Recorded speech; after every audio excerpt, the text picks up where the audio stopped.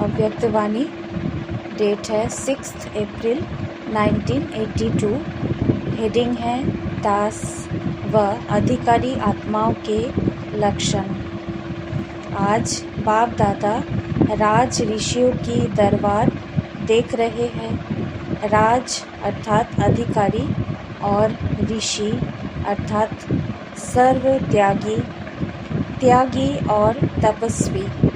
तो बाप दादा सर्व ब्राह्मण बच्चों को देख रहे हैं कि कहाँ तक अधिकारी आत्मा और साथ साथ महात्यागी आत्मा दोनों का जीवन में प्रत्यक्ष स्वरूप कहाँ तक लाया है। अधिकारी और त्यागी दोनों का बैलेंस हो, अधिकारी भी पूरा हो और त्यागी भी पूरा हो, दोनों ही इकट्ठे हो सकता है। स्व का अधिकार अर्थात स्वराज्य पा सकते हो। त्याग किया तब स्वराज्य अधिकारी बने। यह तो अनुभव है ना। त्याग की परिभाषा पहले भी सुनाई है। त्याग का पहला कदम है देह भान का त्याग। जब देह के भान का त्याग हो जाता है तो दूसरा है देह के सर्व संबंध का त्याग। जब देह का भान छूट जाता तो क्या बन जाते? आत्मा देही व मालिक बन गए। दास व अधिकारी दोनों साथ साथ नहीं हो सकते। दासपन की निशानी है मन से चेहरे से उदास होना। उदास होना निशानी है दासपन की और अधिकारी और स्वराज्य धारी की निशानी है मन और तन से सदा हर्षित। दास सदा अपसेट होगा। राज्य अधिकारी सदा सिंहासन पर सेट होगा। दास छोटी सी बात में और सेकंड में कंफ्यूज हो जाएगा और अधिकारी सदा अपने को कंफर्ट आराम में अनुभव करेगा। इन निशानियों से अपने आप को देखो, मैं कौन? दास व अधिकारी कोई भी परिस्थिति, कोई भी व्यक्ति, कोई भी वैभव, वायुमंडल शान से परे अर्थात ज्ञान से परे परेशान तो नहीं कर देते हैं। तो दास अर्थात परेशान और अधिकारी अर्थात सदा मास्टर, सर्वशक्तिमान, विघ्न विनाशक स्थिति की शान में स्थित होगा। परिस्थिति व व्यक्ति वैभव शान में रह मौज से देखता रहेगा। दास आत्मा सदा अपने को परीक्षाओं के मझधार में अनुभव करेंगी। अधिकारी आत्मा माझी बन नैया के मजे में परीक्षाओं की लहरों से खेलते खेलते पार करेगी। बाप दादा दास आत्माओं की कर्म लीला देख रहम के साथ साथ मुस्कुराते हैं। साकार में भी एक हंसी की कहानी सुनाते थे। दास आत्माएं क्या करत भई? कहानी याद है? सुनाया था ना कि चूहा आता, चूहे को निकालते तो बिल्ली आ जाती, बिल्ली को निकालते तो कुत्ता आ जाता, एक निकालते दूसरा आता, दूसरे को निकालते तो तीसरा आ जाता। इसी कर्म लीला में बिजी रहते हैं क्योंकि दास आत्मा है ना। तो कभी आँख रूपी चूहा धोखा दे देता, कभी कान रूपी बिल्ली धोखा दे देती, कभी बुरे संस्कार रूपी शेर वार कर लेता और बेचारी दास आत्मा उन्हों को निकालते निकालते उदास रह जाती है। इसलिए बाप दादा को रहम भी आता और मुस्कुराहट भी आती। तख्त छोड़ते ही क्यों है? ऑटोमेटिक खिसक जाते हो क्या? याद की चुंबक से अपने को सेट कर दो तो खिसकेंगे नहीं। फिर क्या करते हैं? बाप दादा के आगे आरजीय तो लंबे चौड़े बाप दादा के आगे आरजीओ के लंबे चौड़े फाइल रख देते हैं। कोई आरजी डालते हैं कि 1 मास से परेशान हूँ, कोई कहते 3 मास से नीचे ऊपर हो रहा हूँ, कोई कहते 6 मास से सोच रहा था, लेकिन ऐसे ही था। लेकिन इतनी अर्जियां मिलकर फाइल हो जाती। लेकिन यह भी सोच लो, जितनी बड़ी फाइल है उतना फाइन देना पड़ेगा। इसलिए अर्जी को खत्म करने का सहज साधन है सदा बाप की मर्जी पर चलो। मेरी मर्जी यह है तो वो मन मर्जी अर्जी की फाइल बना देती है। तो बाप की मर्जी वो मेरी मर्जी। बाप की मर्जी क्या है? हर एक आत्मा सदा शुभ चिंतन करने वाली, सर्व के प्रति सदा शुभ चिंतन में रहने वाली, स्व कल्याणी और विश्व कल्याणी बने। इसी मर्जी को सदा स्मृति में रखते हुए बिना मेहनत के चलते चलो। जैसे कहा जाता है, आँख बंद करके चलते चलो। ऐसा तो नहीं, वैसा तो नहीं होगा, ये आँख नहीं खोलो। यह व्यर्थ चिंतन की आँख बंद कर बाप की मर्जी अर्थात बाप के कदम पीछे कदम रखते चलो। पाँव के ऊपर पाँव रखकर चलना मुश्किल होता है, सहज होता है। तो ऐसे सदा फॉलो फादर करो, फॉलो सिस्टर, फॉलो ब्रदर।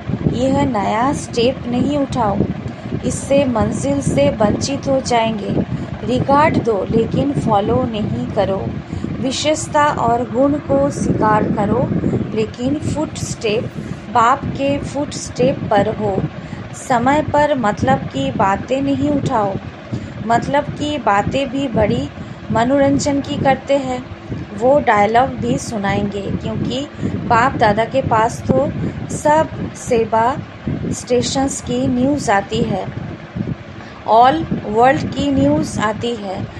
तो दास आत्मा मत बनो। यह है बहुत छोटी सी कर्मेंद्रियाँ। आँख कान कितने छोटे हैं, लेकिन यह जाल बहुत बड़ी फैला देते हैं। जैसे छोटी सी मकड़ी देखी है ना, खुद कितनी छोटी होती, जाल कितनी बड़ी होती। यह भी हर कर्मेंद्रियों का जाल इतना बड़ा है, ऐसे फंसा देगा जो मालूम ही नहीं पड़ेगा कि मैं फंसा हुआ हूँ। यह ऐसा जादू का जाल है जो ईश्वरीय होश से, ईश्वरीय मर्यादाओं से बेहोश कर देता है। जाल से निकली हुई आत्माएं कितना भी उन दास आत्माओं को महसूस कराए, लेकिन बेहोश को महसूसता क्या होगी। स्थूल रूप में भी बेहोश को कितना भी हिलाओ, कितना भी समझाओ, बड़े बड़े माइक कान में लगाओ, लेकिन वो सुनेगा? तो यह जाल भी ऐसा बेहोश कर देता है। और फिर क्या मज़ा होता है। बेहोशी में कोई बोलते भी बहुत है, लेकिन वो बोल बिना अर्थ होता है। ऐसे रूहानी बेहोशी की स्थिति में अपना स्पष्टीकरण भी बहुत देते हैं, लेकिन वो होता बेअर्थ है। 2 मास की, 6 मास की पुरानी बात, यहाँ की बात, वहाँ की बात बोलते रहेंगे। ऐसे है यह रूहानी, ऐसी है यह रूहानी बेहोशी। बातें तो छोटी सी होती है, लेकिन बेहोशी की जाल बहुत बड़ी है। इससे निकालने में भी टाइम बहुत लग जाता है, क्योंकि जाल की एक एक तार को काटने का प्रयत्न करते हैं। जाल कभी देखी है? आप लोगों के प्रदर्शनी के चित्र में भी है। जाल खत्म कर लो। मकड़ी भी अपनी जाल को पूरा स्वयं ही खा लेती है। ऐसे विस्तार में ना जाकर विस्तार को बिंदी लगाए, बिंदी में समा दो। बिंदी बन जाओ, बिंदी लगा दो। बिंदी में समा जाओ तो सारा विस्तार, सारी जाल सेकंड में समा जाएगी और समय बच जाएगा, मेहनत से छूट जाएंगे। बिंदी बन बिंदी में लवलीन हो जाएंगे। तो सोचो, जाल में बेहोश होने की स्थिति अच्छी बा बिंदी बन बिंदी में लवलीन होना अच्छा? तो बाप की मर्जी क्या हुई, लवलीन हो जाओ। जबकि झाड़ को अभी परिवर्तन होना ही है, तो झाड़ के अंत में क्या रह जाता है? आदि भी बीज, अंत भी बीज ही रह जाता है। अभी इस पुराने वृक्ष के परिवर्तन के समय पर वृक्ष के ऊपर मास्टर बीज रूप स्थिति में स्थित हो जाओ।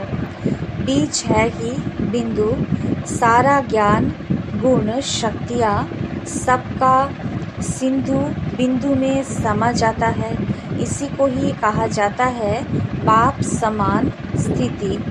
बाप सिंधु होते भी बिंदु है, ऐसे मास्टर बीज रूप स्थिति कितनी प्रिय है। इसी स्थिति में सदा स्थित रहो। समझा क्या करना है? देखो, दोनों जोन की विशेषता भी यही है। कर्नाटक अर्थात नाटक पूरा किया, अभी चलो लवलीन हो जाओ। और यूपी में भी नदियाँ बहुत होती है, तो नदी सदा सागर में समा जाती है, तो आप सागर में समा जाओ अर्थात लवलीन हो जाओ। दोनों की विशेषता है ना, इसलिए शान से लवलीन स्थिति में सदा बैठे रहो, नीचे ऊपर नहीं आओ। आवागमन का चक्कर तो आप पूरा किया ना, अभी तो आराम से शान से बैठ जाओ। अच्छा, ऐसे सदा सर्व अधिकारी और सर्वत्यागी, सदा बेहोशी की जाल से मुक्त, आवागमन से मुक्त, मास्टर बीज रूप स्थिति में लवलीन रहने वाले ऐसे राज ऋषि आत्माओं को बाप दादा का याद, प्यार और नमस्ते। ओम शांति।